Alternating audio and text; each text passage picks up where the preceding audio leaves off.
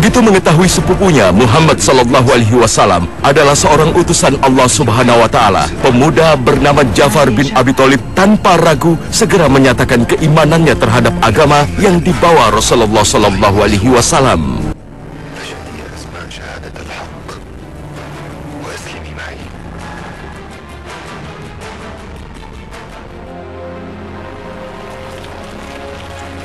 Putra Abu Thalib ini lantas mendakwahkan keislamannya pada sang istri tercinta. Ia begitu yakin bahwa mengikuti ajaran Islam akan membawanya pada kebaikan dunia akhirat. وماذا تطلب العرب أفضل من دين يدعو إلى مكارم الأخلاق والمساواة والمحبة؟ هذه المبادئ ستلقى قبولا عند كل عاقل منصف. Kelembutan serta kecerdasan seorang Ja'far bin Abi Thalib berhasil mengantarkan istrinya Asma bin Umais ke jalan hidayah. Hingga nantinya di sepanjang perjalanan hidupnya, keduanya bersama-sama mengarungi pahit manis sebagai seorang muslim yang bertakwa. فكرت مليا بكل ما يدعو إليه محمد ورأيت أن الخير كل الخير في دعوته. لقد أسلمت معك وإني أشهد أن لا إله إلا الله وأشهد أن محمد رسول الله. بارك الله فيك يا أسماء، بارك الله فيك.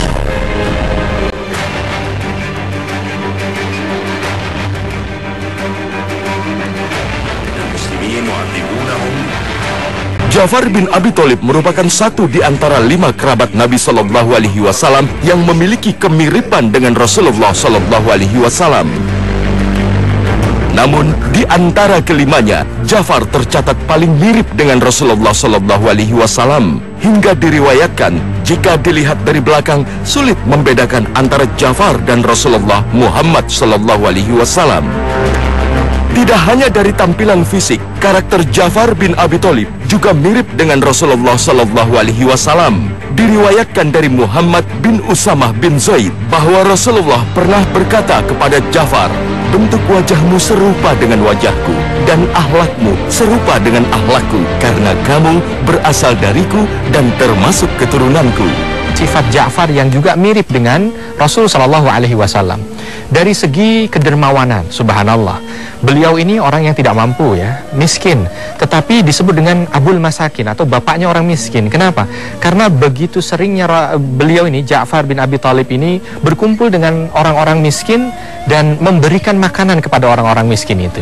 Sampai Abu Hurairah radhiyallahu an yang kala itu merupakan ahlu sufah ya, yang hidup tinggal di masjid, itu sering dipanggil oleh Ja'far bin Abi Thalib untuk datang ke rumahnya makan bersama. Bahkan terkadang dijumpai nasi itu sudah habis atau masakan itu sudah habis, ketika ditunjukkan pancinya itu hanya tinggal tersisa keraknya saja.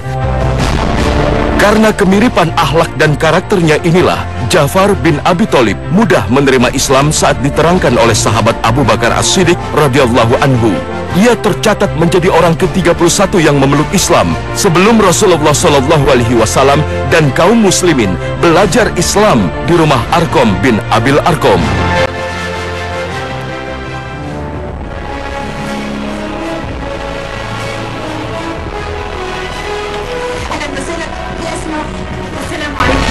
Demikian pula istrinya, Asma bin Umais. Begitu ia memeluk Islam, kebahagiaan langsung memancar dari wajahnya. Ia bagikan kebahagiaannya kepada Lubabah, istri Abbas bin Abdul Muthalib. Sehingga setelah mendengar penjelasan Asma, Lubabah yakin dengan kenabian Muhammad Sallallahu Alaihi Wasallam dan ingin segera menyatakan keislamannya. أريد أن تحدثيني عن تلك الكلمات يا أم الفضل. يا أختي، أظن أن الله قد أذن لك بالإسلام، فتعالي نطوي ثمنا في ذلك ونمضي إلى رسول الله لتعلني إسلامك يا ماما. ولكن دعي عنك ذلك وهيا نمضي لرسول الله. هيا. أنا وأخي علي على دين ابن عمنا محمد، نذود عنه ولن نتركه، وإن محمد Meski kebahagiaan Islam telah menyelimuti hatinya, kebahagiaan kakak Ali bin Abi Thalib ini belum utuh, sebab sang ayah yang amat dicintainya, Abu Thalib, enggan mengikuti kebenaran yang dibawa keponakannya, Nabi Muhammad SAW. Padahal sang ayah selalu berada di barisan terdepan membela Rasulullah SAW dari kedengkian kaum Quraisy. Hanya doalah yang dipanjatkan Ja'far bin Abi Thalib agar sang ayah mau membuka hatinya menerima hidayah Islam.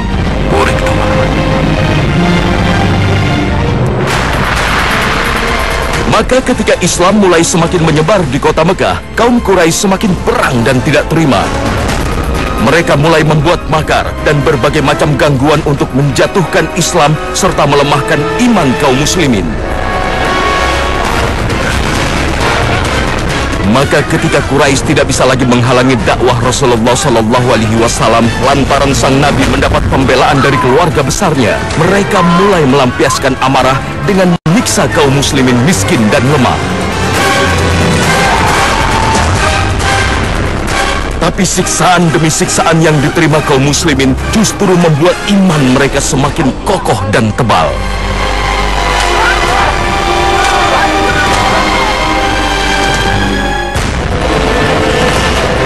Demikian kejam siksaan kaum Quraisy pada kaum muslimin hingga keinginan melawan semakin besar, termasuk Ja'far bin Abi Thalib. Ia begitu kesal dengan perlakuan kaumnya, tapi ia tidak mampu berbuat apa-apa sebab Rasulullah SAW melarang kaum muslimin untuk melawan dan hanya meminta agar bersabar.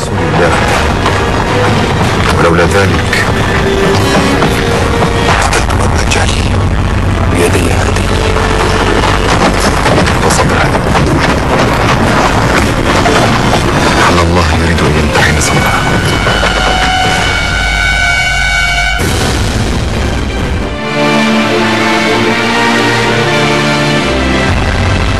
إذن لنا يا أبي كان الله معك يا جعفر احرص على نفسك. Di saat kekejaman kaum Quraisy memuncak, Rasulullah SAW memerintahkan agar kaum muslimin hijrah ke negeri Habasyah, negeri yang dipimpin Raja Najasyi, seorang raja Nasrani yang adil dan tidak pernah berbuat zalim. إنه أمر الله ورسوله وليس من ذلك. أجل أسمع ولكن يعز علينا مفارقتكم.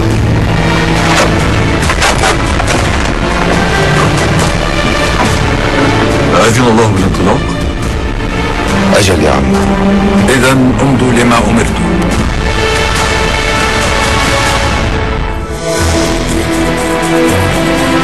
Rasulullah SAW memilih Ja'far bin Abi Thalib memimpin kaum muslimin hijrah menyelamatkan akidahnya ke negeri Habasyah.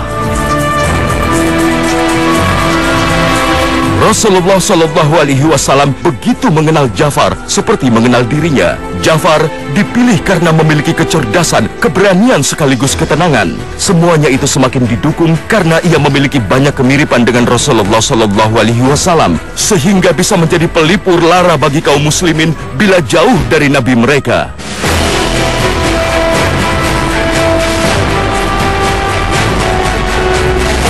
Benar saja, di negeri Habasyah, muslimin dapat hidup nyaman tanpa harus terganggu dalam beribadah. Alhamdulillah الذي نجانا من براثن سادات قريش. إني أرجو أن يردنا الله إلى أهلنا وأرضنا. يا بني إلى النجاشي ملك الحبشة. Namun kabar hijrahnya 100 kaum muslimin ke negeri Habasyah membuat berang kaum musyrik Quraisy. Mereka tidak terima pengikut Muhammad SAW beribadah dengan nyaman. أنت تعرف جيدا يا ابن العاص أن نجاشي الحبشة صديقنا وسأذهب له ولكن Untuk itu mereka menyusun rencana untuk memulangkan kaum muslimin ke Mekah. Mereka mengutus Amr bin As, pemuda Quraisy yang dikenal paling jago berdiplomasi dan dekat dengan Raja Najasyi di Habasyah. هيا يا عم هيا تجهز وسنحضر لك الهدايا. ويحي وويحكم يا سادة قريش. الخطوة يقع ولدي أبو حذيفة هرب مع المسلمين إلى أرض الحبشة وهما لأنتقمن منكم يا بني هاشم لأنتقمن منكم. Sambil membawa hadiah dari kaum Quraisy untuk dipersembahkan kepada Raja Habasyah, Amr bin As begitu yakin Raja akan mengembalikan kaum muslimin ke Mekah.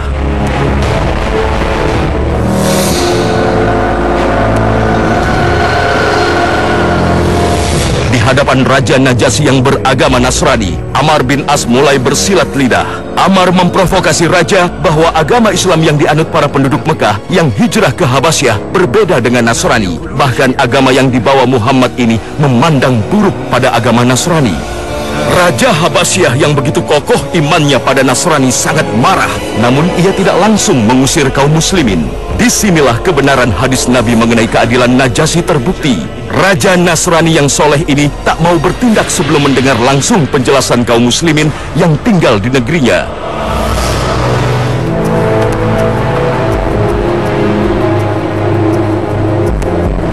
Man huwa qaidukum? Innahu Ja'far ibn Abi Talib. Hada. Lalu Ja'far maju mewakili umat Islam menjelaskan tentang Islam dan mengapa ia datang ke negeri Habasyah. Ya Jalalat al-Malik,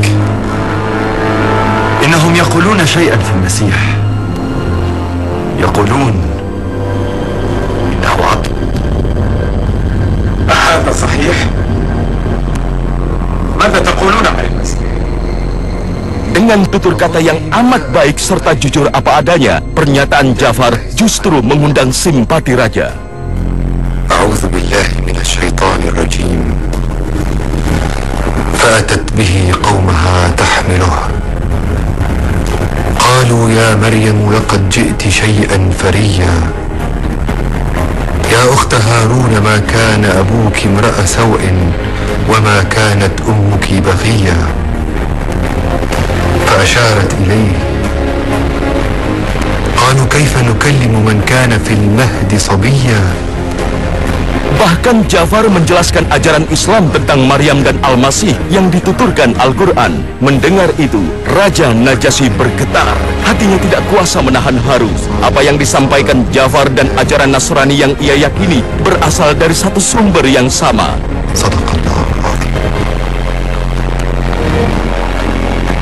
هذا الذي جاء به عيسى لا يخرج من مشكاة واحدة. Maka saat itu pula Najasyi menjamin keamanan kaum muslimin untuk tinggal di negerinya. فلا أسلمكم بشيء وردوا على أمر هداياه فلا حاجة لي بها. Di kalangan kita ya, kita lihat bahwa ada muslim, ada non-muslim. Dan non-muslim ini dibagi menjadi dua. Satu ahli kitab dan yang satu adalah non-ahli kitab. Yang dimaksud dengan ahli kitab adalah mereka-mereka yang mendapatkan kitab dari langit, kitab dari Allah. Dan kalau kita lihat dari beberapa mufasir menyebutkan bahwa ahlul kitab yang dimaksud adalah Yahudi dan Nasrani. Kenapa mereka disebut ahlul kitab? Karena Yahudi punya kitab Taurat dan Nasrani punya kitab Injil. Maka mereka disebut dengan ahli kitab. Apakah sama ahli kitab sekarang dengan ahli kitab di zaman Nabi? Sama semuanya.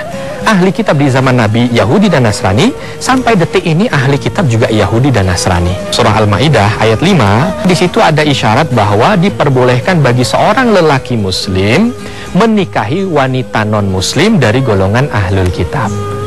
Tidak sebaliknya. Artinya bagi wanita muslim tidak diperbolehkan untuk menikahi lelaki ahlul kitab.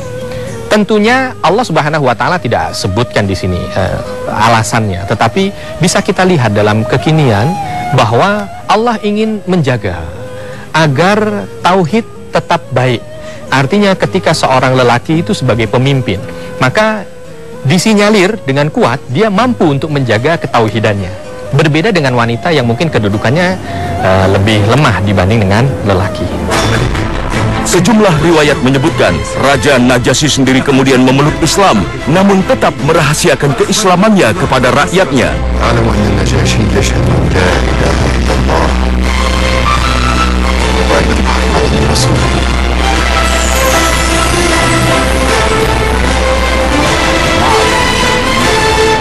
Tidak hanya itu, murid-murid Ja'far di Habasyah kemudian meneruskan jejak Ja'far menyebarkan dakwah di sana hingga Islam mulai tersebar di negeri Habasyah. Di negeri hijrah pertamanya itu, Asma, istri Ja'far, melahirkan putra mereka dan diberi nama Abdullah, sebuah nama yang menunjukkan identitas keislaman seseorang sebagai hamba yang hanya mengabdi kepada Allah. وماذا أسميته؟ أسميته عبد الله. Kelahiran putra Ja'far disambut bahagia oleh Najasyi. Sang raja memberikannya hadiah. Ia juga menamai anaknya dengan nama yang serupa dengan nama putra Ja'far. سأسميه عبد الله على اسم ولدك يا جعفر وأريد من زوجتك أن ترضعه حتى يشرب الدم العربي من امرأة صالحة مسلمة. إنها أخوة الرضاعة ونرجو من الله عز وجل أيها الملك.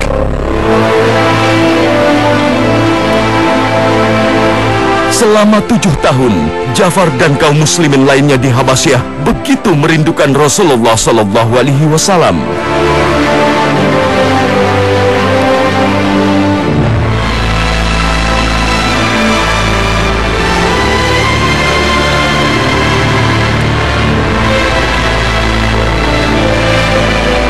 Sebuah kabar datang membuat hati Ja'far hancur. Abu Thalib, sang ayah yang amat dicintainya, wafat dalam keadaan tidak beriman. ما أشد حزني عليك يا أبي وعلى رسول الله بفقدك.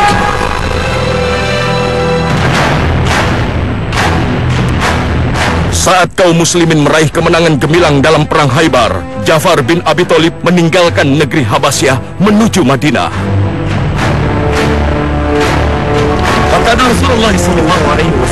Kedatangan yang begitu membahagiakan Rasulullah Muhammad Sallallahu Alaihi Wasallam hingga Nabi sendiri tidak menyadari kebahagiaan yang dirasakannya. Apakah karena kemenangannya dalam perang Khaybar atau karena kedatangan Ja'far bin Abi Thalib?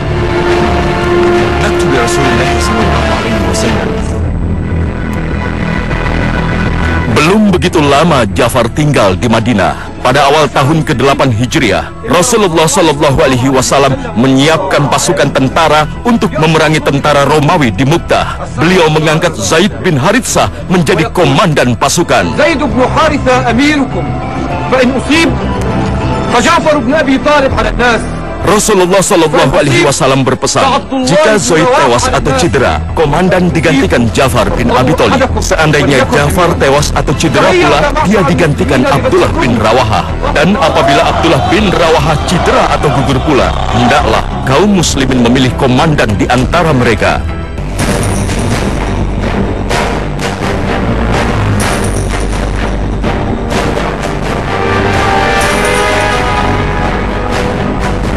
Sampai di Mu'tah, sebuah kota dekat Syam dalam wilayah Yordania, mereka mendapati tentara Romawi telah siap menyambut dengan kekuatan 100.000 pasukan inti yang terlatih. Diperkuat 100.000 milisi Nasrani dari kabilah-kabilah Arab. Sementara tentara kaum muslimin yang dipimpin Zaid bin Haritsah hanya berkekuatan 3.000 tentara.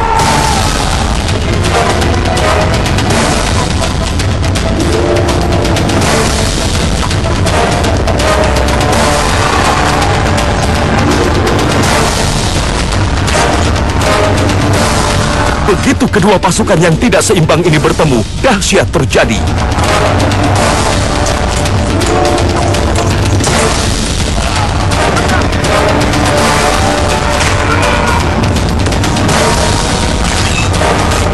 Komandan muslimin, Zaid bin Haritsah, gugur sebagai syahid. Melihat Zaid jatuh, Ja'far bin Abi Thalib melompat, kemudian secepat kilat menyambar bendera komando Rasulullah dari tangan Zaid. Lalu diacungkan tinggi-tinggi sebagai tanda pimpinan kini beralih kepadanya. Ja'far berputar-putar mengayunkan pedang di tengah-tengah musuh yang mengepungnya. Dia mengamuk menyerang musuh ke kanan dan ke kiri dengan hebat.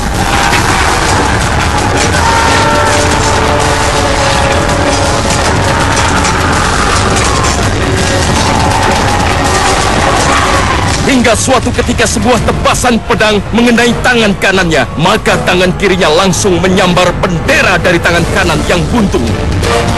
Tangan kirinya putus pula terkena sabetan pedang musuh. Dia tidak gentar dan putus asa. Dipeluknya bendera Rasulullah ke dadanya dengan kedua lengannya, dengan terus menerjang musuh. Hingga akhirnya tubuh Ja'far ditebas musuh hingga gugur sebagai syahid di medan Mu'tah.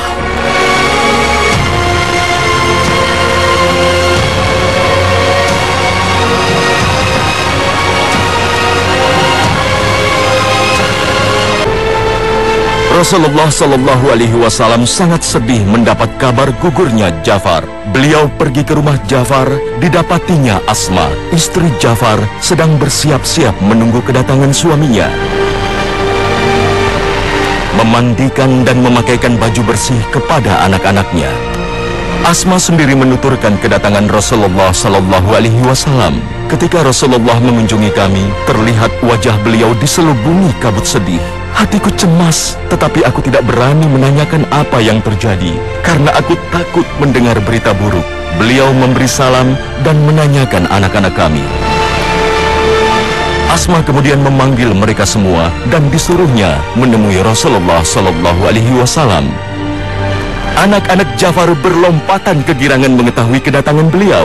Mereka berebutan untuk bersalaman kepada Rasulullah Shallallahu Alaihi Wasallam.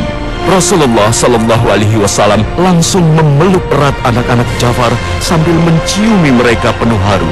Air mata beliau berlinang membasahi pipi mereka. Rahimahullah Ja'far bin Abi Thalib.